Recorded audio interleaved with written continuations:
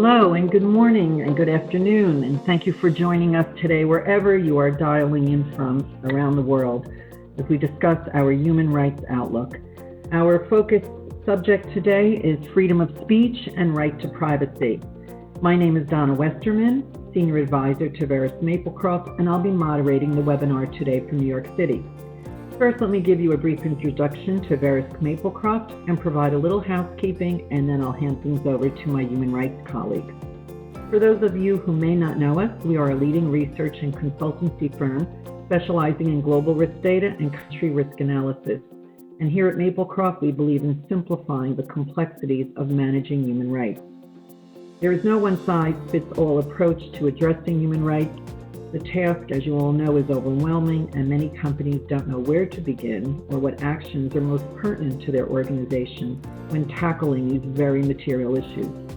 But by combining our world-leading data with expert analysis and advice, we equipped our clients with the insight they need to make more comprehensive evaluations and effective decisions and target well-needed resources where most needed and where the greatest impact can be had.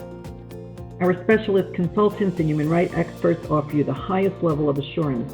They listen and work side by side with you to understand your challenges across the due diligence process, from policy, assessment, through to training and reporting, and develop industry-leading solutions.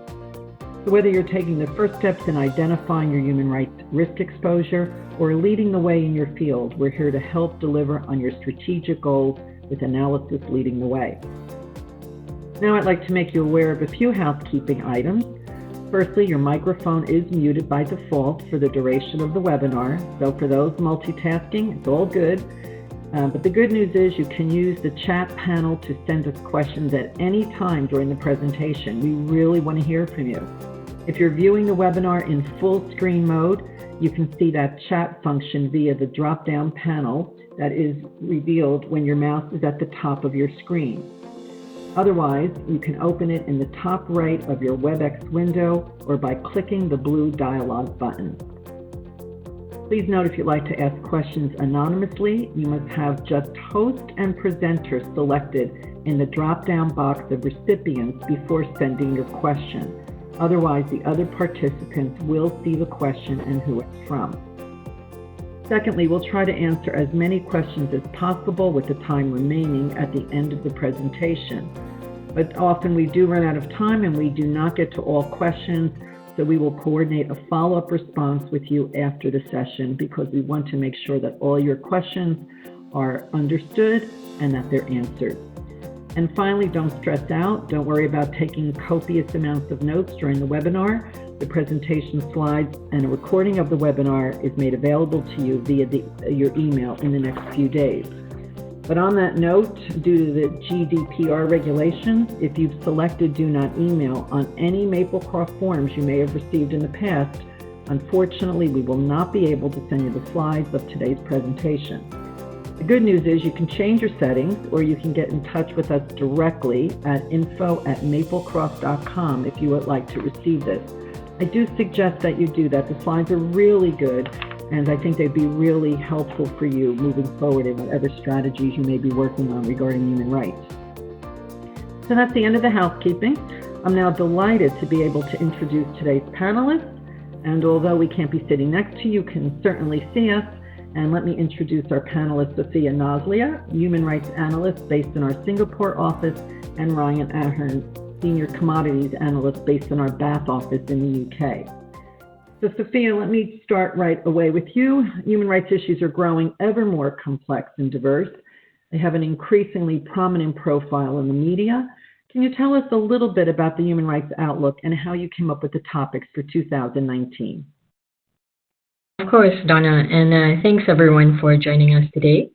Well, for this year's HRO, we've drawn from the expertise of our colleagues from across the business.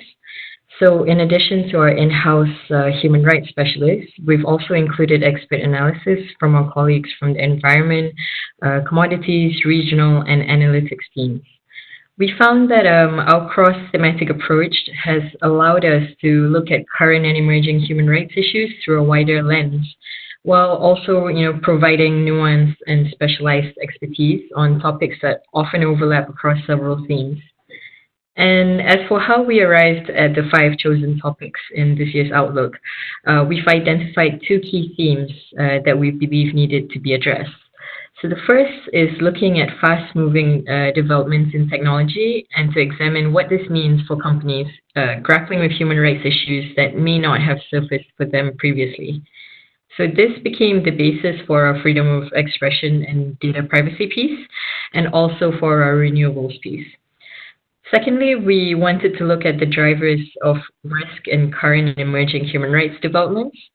So that explains our look into climate change and modern slavery, and supply chain risks in the Xinjiang region in China. And lastly, also issues surrounding social license to operate in Latin America.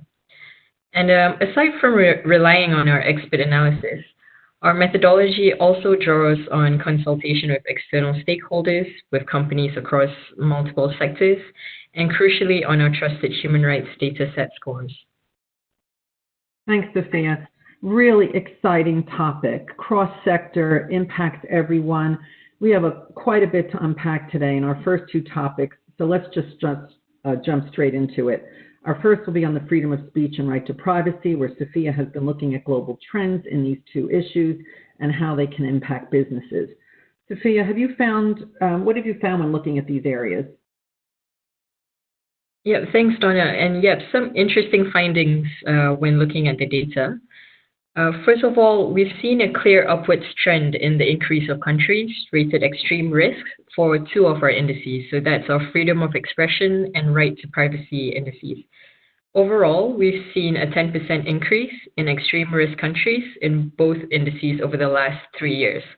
So if you look at the two issues separately, what you'll see is that for right to privacy, 58 countries were categorized as extreme risk in 2019 as compared to 53 in 2017.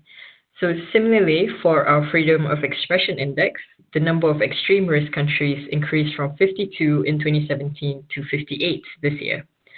Now, what this suggests really is a rising tendency for governments to adopt more extreme measures in controlling citizens and the public narrative. So states are not just cracking down on traditional print media by targeting journalists, but they're also exerting control over digital spaces and overuse of data. We can see this happening in Cambodia, for example, a country that's shown one of the biggest increases in risk in the two indices.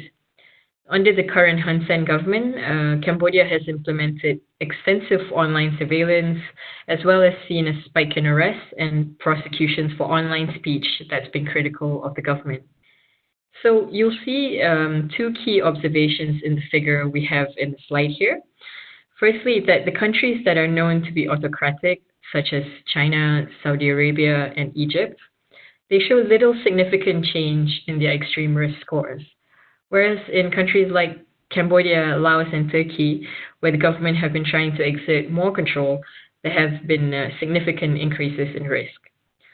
We also looked at the number of internet users that face extreme risks in online restrictions. And you'll see in the figure here, right at the bottom of the figure, you'll see that China, that's home to a fifth of the world's internet users, face the most severe internet restrictions. So really the key takeaway here is that more governments are more willing to crack down on dissent in both the media and in online spaces. And this goes beyond autocratic countries, as mentioned, such as China, Russia, or Saudi Arabia. We've seen countries like Papua New Guinea, Kyrgyzstan, Morocco, and Mozambique drop into the extreme risk category in both indices. Such important issues, Sophia. Thanks for that, particularly in light of how this seems to be a global decline. But how will this impact businesses? Yeah, that's a very important question, Donna. Well, it may not be immediately obvious at times how issues surrounding free speech might have implications on business. The implications perhaps are most obvious for ICT, tech, and media firms who operate in really restrictive environments. So, for example, companies can face protests or resistance from internal stakeholders investors, or even employees if they're involved in projects or operations found to be linked to free speech or data privacy violations. So one prime example is the backlash that Google faced with their Dragonfly search engine project, which would have complied with China's state censorship regulations. Internal activism from hundreds of Google employees eventually led to the termination of the project, showing that the kind of, this sort of operational and reputational impact that this type of opposition can cause. However, for other sectors, there are also indirect implications.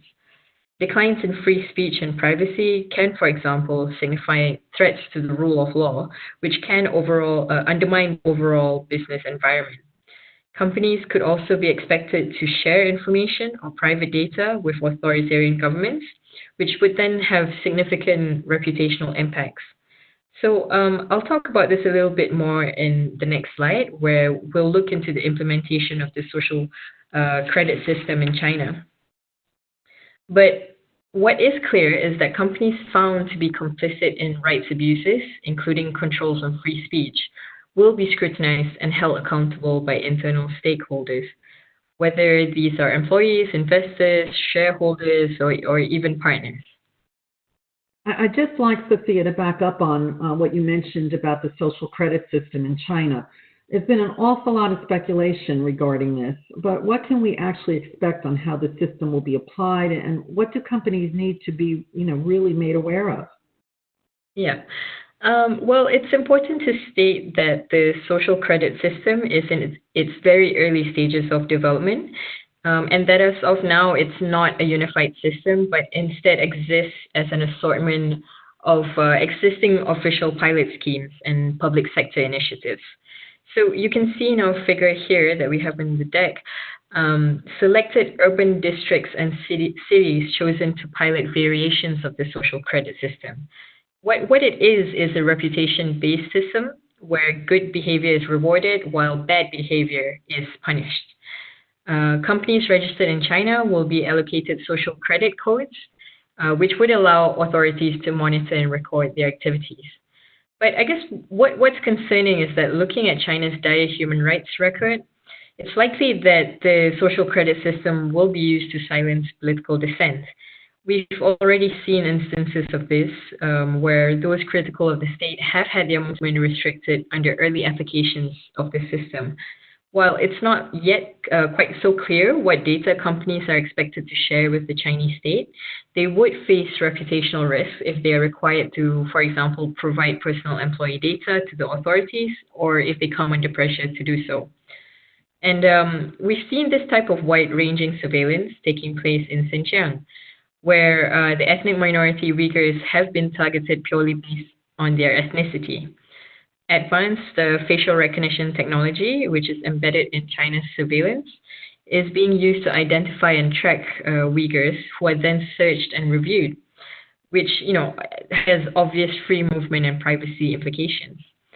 So companies found complicit in such violations face heightened reputational risks. And this applies not only to the Chinese companies providing the technology for such surveillance, which of course may then lead to the arbitrary detention of Uyghurs in so-called re-education camps, but also to wider international investors or companies who supply to these Chinese tech companies.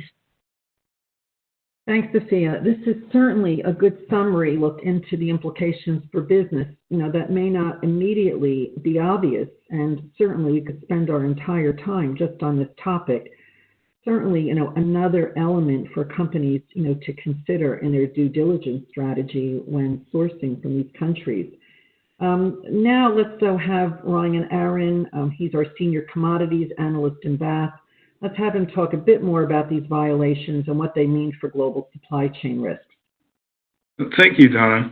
So as Sophia mentioned, the Chinese government has implemented a mass detention program in Xinjiang under the auspices of combating religious extremism and improving security in the region.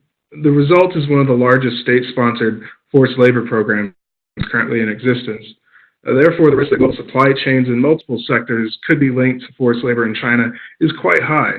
Furthermore, the importance of Xinjiang to China's broader economic economic development strategy means that the issue of forced labor and other human rights abuses in Xinjiang are not going away anytime soon. The use of compulsory labor associated with the detention centers is part of a wider strategy to retain competitiveness in China's manufacturing sectors and is a practice that's been employed by the Communist Party in one way or another since the CCP came into power. Ryan, there's been an awful lot of secrecy about these detention centers in Xinjiang, which have recently been getting a lot of attention in the news. What can you tell us about how this program came into place and what its links are to global supply chains? Sure. So to better understand the implementation of the detention centers, we have to back up a little bit and gain some historical context. In order to bridge cultural differences between the majority Muslim Uyghur population, the Chinese government implemented various policies to encourage people from the mainland to move out to Xinjiang. This has resulted in local grievances against what many Uyghurs rightly feel is some sort of cultural assimilation. And these tensions have reached a boiling point back in 2009 when deadly riots broke out between the two communities. Beijing responded by increasing the presence of security forces in the region and implementing strict social controls that led to the development of the surveillance infrastructure that Sophia mentioned. Starting in around 2016, the government began detaining large numbers of young adults in the region and placing them in detention centers for re-education. While the authorities claim that those detained were identified as being vulnerable to extremism, people have been detained for a broad range of supposed offenses, such as having facial hair that was too long, being caught with unauthorized religious materials, or traveling abroad. Under this program, it's estimated that over 1 million people have been detained. In order to put a positive spin on the mass detentions, the government issued reports in state-run media that claim that the centers were providing at-risk youth with vocational training. But as we can see on the map here, the greatest level of expansion for these centers is concentrated in cities that are of greater economic importance in the region. And according to people who have experienced the detentions firsthand, detainees are bussed in from the detention centers to work in factories located in industrial parks and special economic zones. Workers are closely monitored and have reported being abused for failing to meet certain production quotas or being threatened with more severe levels of detention if they refuse to work in the factories. Well, we can certainly see that the degree of abuses in the region are quite severe, but what sort of exposure are we seeing for brands sourcing goods from China? Well, since reports about the camps sort of began to come out back in 2017, we've seen an increasing level of public scrutiny over links to value chains in China to the abuses in Xinjiang. Now, in order to quantify the degree of brand exposure to these abuses, we used a natural language processing technique to examine anonymized data from Twitter's API to trace the volume of tweets about forced labor in Xinjiang's detention facilities between January 2017 and June 2019. As you can see, there's been a sustained high volume of attention given to the issue of reports since reports about the centers emerged back at the end of May 2018, with discussions spiking at the end of that year following reports of forced labor being linked to major foreign brands. So let's talk about sectors. We've heard a lot about these centers being linked to textile and garment production in the region. Are the producers involved in the program more isolated, or is this a broader issue for the industry? Well, so far, we've mostly heard of small-scale producers who manufacture threads or specialty items such as gloves or athletic wear. While many of these are not large-scale producers, we have to keep in mind that the level of secrecy the government's placed on the use of forced labor in the region makes it difficult to see a clear picture of what's actually happening. However, we can look at other factors that suggest that the links to the sector as a whole are much greater. So starting back in 2015, just about the same time these camps started to crop up, the government started to offer incentives for garment producers to relocate manufacturing from the east coast of China out to Xinjiang. These incentives included things like tax breaks, the setup of economic zones, free factories, and other benefits.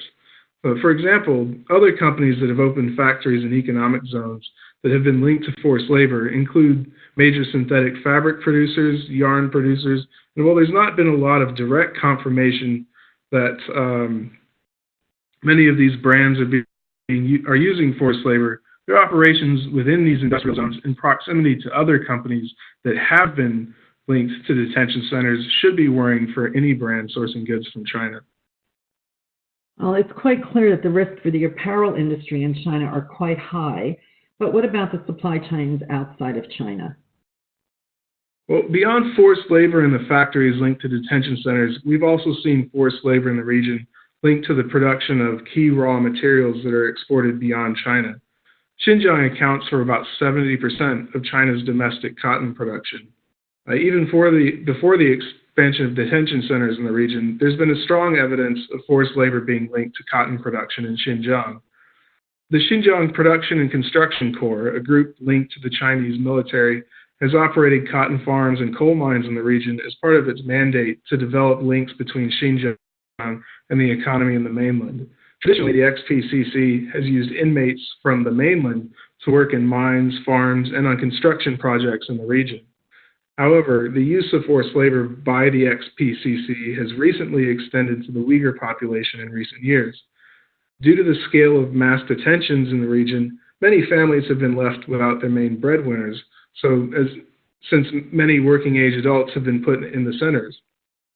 Those who've been left behind have reported that they've been forced to participate in the annual cotton harvest. While this has been publicized as a poverty reduction effort by the government, Radio Free Asia has interviewed individuals who say that they were threatened with detention themselves if they refused to work on the farms. And since Xinjiang is the largest cotton-producing region in the country, it's likely that any cotton textiles produced in China are made with at least some cotton linked to forced labor. These raw materials are then exported to other garment-producing countries like Bangladesh, Cambodia, and Vietnam. So, of course, any finished good associated with human rights violations, it is a problem unto itself. So given the scope of forced labor in China, what can companies do to address these links in their own supply chain?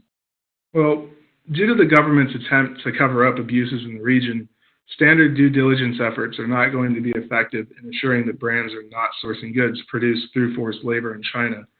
While most of the risks have been linked to apparel production, there are also other sectors with links to manufacturing in the region. For example, electronic components such as PCB boards, wires, and connectors are also produced in factories in the region. There are some unverified reports that factories producing these goods are linked to the camps as well. But what we do know is that Xinjiang has a major role in the One Belt, One Road development initiative, which is central to the government's economic plan. These incentives offered Chinese companies to relocate manufacturing to the region suggest that these risks are not going away anytime soon. Therefore, companies should be considering what level of risk they're willing to expose themselves to in regards to their value chains in China and develop contingency plans for the event that they could be linked to abuses in the region. Thank you, Ryan. This is certainly something that has the potential to pose some significant reputational issues for brands with Chinese supply chains that get associated with it, and clearly isn't an easy problem to address. This might be the opportunity for companies to look at alternate sourcing, or building capacity at secondary, suppliers in other countries. So I'm sure we're going to hear a lot more on this issue. So to wrap up today's seminar, the issues we've covered here indicate the level of threat posed to human rights by governments seeking to exercise greater control over their citizens or particular groups of citizens. And we hope this session has provided an indication of how these may affect your business so you can be prepared for these challenges. But now we're coming actually to the second most favorite part of webinars that I facilitate. We have a few minutes now to turn to some of the questions that have come in. Sophia, I'm going to present one to you first, if that's okay. So the question is, what do you think are the main drivers of declining free speech around the globe? Yeah, I think that's a really good question with, I think, quite a complex answer. The picture varies from country to country. So I think the rise of populist leaders globally is definitely driving down free speech, with more regimes more willing to target independent media and journalists critical of their political agendas. And we don't have to go quite so far afield as perhaps Cambodia or Kyrgyzstan to see this happening. In the US, for example, there's a demonstrable willingness to criticize journalists as being, so-called fake news purveyors, for example, right? So the fake news accusation has definitely spread across the globe. And while it is, of course, a legitimate concern, governments are also jumping on this as a reason to crack down on reporting that they may not necessarily agree with. And I think another driver as well is an increased willingness for governments to crack down specifically on online speech. So we've been seeing a spike in arrests or detentions due to online activity. We see more bloggers, online activists being detained for views they've expressed on daily social media platforms like Facebook or Twitter. Oh, that's so true, Sophia, and thank you. Certainly a concerning issue, especially in light of the upwards trend in arrests and crackdowns. I'm looking at questions coming in, Sophia. I have 7 questions here on data privacy, so let me pick one for you. The question is, seeing as to the growing use of what can be considered invasive technology, like big data collection and facial recognition, how can companies ensure that they stick to the rules when it comes to data privacy? Yep, I think that's a really interesting question, and when we're talking about data privacy, it's certainly one that I'm particularly keen on researching as an analyst, right? So I think there are a lot of lessons to be learned from the many data privacy scandals that have emerged, like with Facebook or Cambridge Analytica. But the main issue, I believe, is for companies to understand how best to secure digital consent. So the UN, for example, they've come up with some useful guidelines on how companies can protect online free speech and privacy rights. So companies can, for example, allocate resources to fulfill their human rights commitments, which could include, conducting human rights due diligence. But it's also crucial that companies engage with stakeholders, including ensuring meaningful input from customers and its own employees, regarding issues to do with data privacy. Companies could also build leverage by using their arrangements with corporate partners to make sure that it's structured in such a way that all parties uphold their human rights responsibilities.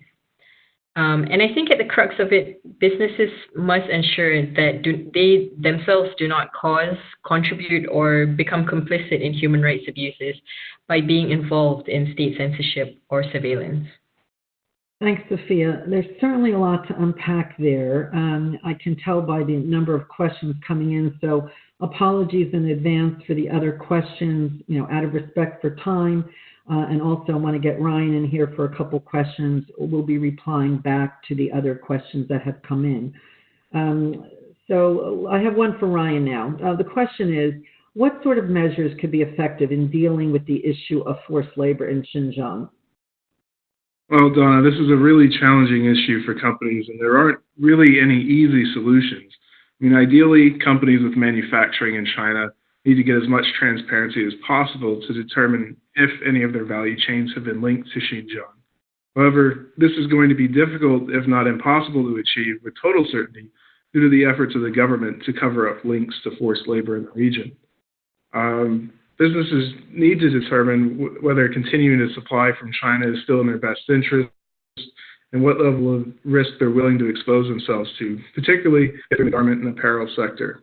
For those who do decide to stay in China, they need to prepare a contingency plan for the event that they do find themselves linked to one of these companies. Realistically, there isn't a lot that brands can do to have an impact on the detention and forced labor program in Xinjiang. Something like this needs a stronger policy response at the international level. Something like the OFAC issuing sanctions on Chinese companies linked to the camps and surveillance infrastructure could be effective and may follow the investigations triggered by the Human Rights Act in the U.S. Senate. Otherwise, Without a stronger response from the international community, there's little incentive for the Chinese government to change course on this issue. Well, that really does put the gravity of the situation into context and, presents a real challenge, to businesses operating in China, whether they have the ability to be proactive or they have to have a defensive, reactive posturing. Ryan, I've got several questions coming in here, commodity focused. So let me go in the commodity direction. Aside from cotton and coal, what other raw materials are produced in Xinjiang that could be associated with forced labor? Well, we don't have confirmation of forced labor being linked to all commodities in the region. There are several that could be at a higher risk, however. For example, the XPC operates farms that grow wheat, corn, and rice, as well as livestock such as cattle, pigs, and sheep. Xinjiang is a major producer of wool, and much of the cashmere from Inner Mongolia is sent to factories in Xinjiang to be processed into yarn.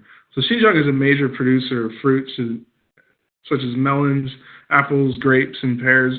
So many of these goods could be harvested using forced labor, but we're not entirely sure at this point which of those goods may have links to forced labor or not. But even those that aren't produced using forced labor but come from the region should be of concern. One of the primary motivations for the crackdown on Uyghurs is to ensure Beijing's control over key natural resources in the region. These include materials such as copper, nickel, aluminum, coal, and natural gas. And it's also home to the largest expansion of wind and solar power generation in China, with many solar panel companies manufacturing in the region to support the industry's growth. Now, while the use of land in local communities for solar and wind power generation has been advertised as a poverty reduction program by the government, with the wider context of the security situation, this raises some questions about how much these local communities are actually getting any direct benefits from these activities, or if they're mostly just being exploited. That really does give us a lot to think about in terms of whether it's even possible for companies to ensure social responsibility in their value chains linked to China. And this is something we'll be watching for developments in the future.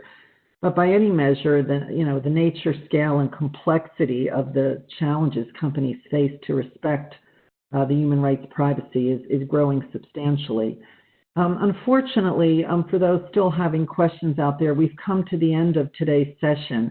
We'll follow up with all attendees with a copy of the Human Rights Outlook, which I'm sure you'll enjoy reading, and a recording of this webinar. Also, just to note, over the next few weeks, we'll be holding other sessions looking at some of the other content in the Human Rights Outlook focused around climate change, renewable energy. So if you haven't signed up for these and you would like to, please visit the News and Events section of our website at www.maplecroft.com. Finally, I'd like to say thank you to Sophia and Ryan for joining today's session, and thank you to everyone who's joined us for this session. Good afternoon, good night, and have a great rest of the day.